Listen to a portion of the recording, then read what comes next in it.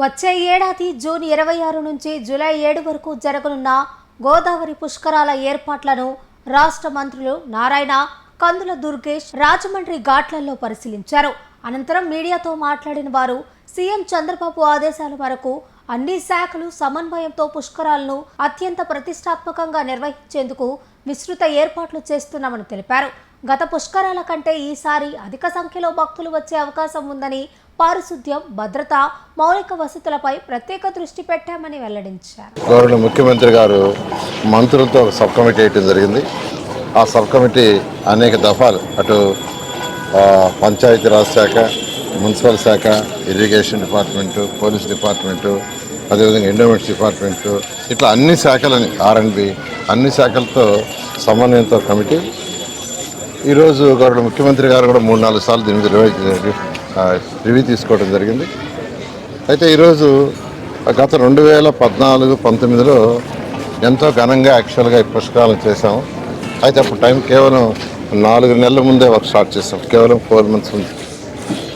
అయితే ఈసారి దీనికి 1 year కంటే ముందే దీని మీద ఒక ప్లాన్ స్టార్ట్ అయింది ఆల్రెడీ. అదేవిధంగా టూరిజం వాళ్ళు స్టార్ట్ చేశారు, పవర్ డిపార్ట్మెంట్ వాళ్ళు స్టార్ట్ చేశారు, ఇరిగేషన్ వాళ్ళు కూడా కొన్ని స్టార్ట్ చేశారు. మిగతా అన్నీ కూడా ఈ రైనీ సీజన్ అయిన తర్వాత, ఈ వర్షాకాలం సీజన్ అయిన తర్వాత వాళ్ళు మేజర్ వర్క్ స్టార్ట్ చేశారు. త్వరలో R&B వాళ్ళు కూడా యాక్చువల్గా టేకప్ చేస్తున్నారు. ఈ నేపథ్యంలో మున్సిపల్ శాఖలో గత వారం ఇక్కడికి రావడం జరిగింది. ఇక్కడ ఉన్న ప్రజాప్రతినిధులతో, మంత్రులతో వాళ్ళందరితో డిస్కస్ చేశాను. వారి రిక్వైర్మెంట్ అన్ని డిస్కస్ చేశాను. గౌరవ ముఖ్యమంత్రి గారికి చెప్పడం జరిగింది.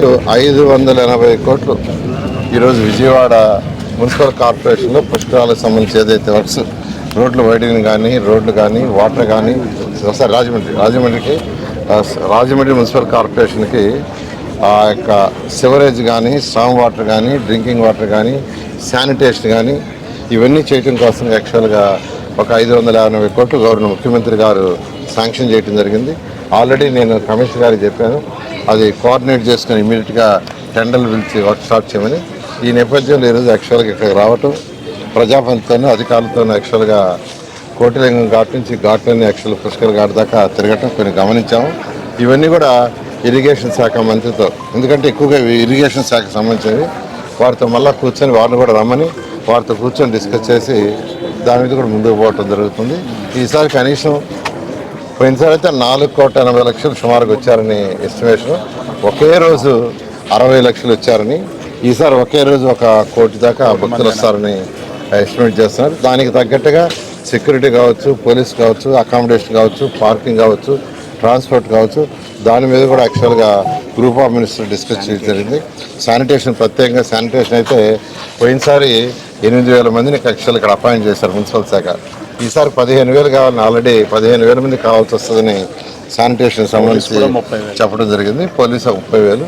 ఈ విధంగా దీన్ని యాక్చువల్గా ముఖ్యమంత్రి గారి యొక్క ఆధ్వర్యంలో ఇది చేస్తున్నా. ఖచ్చితంగా ఈసారి ఎటువంటి అవాంఛనీయాలు జరగకుండా ఈ పుష్కరాలను ఘనంగా చేయడం జరుగుతుంది.